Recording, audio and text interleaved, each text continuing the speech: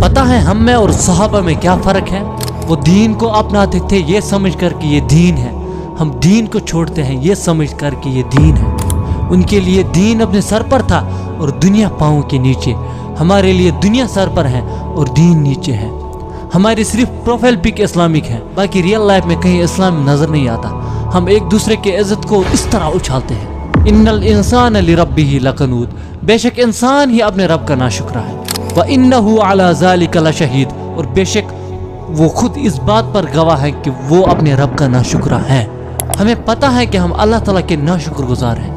इसीलिए रसूलुल्लाह सल्लल्लाहु अलैहि वसल्लम ने फरमाया कि इंसान जितना बुढ़ापे की तरफ जाता है, दो चीज़ों की मोहब्बत उसमें बढ़ती जा रही होती है।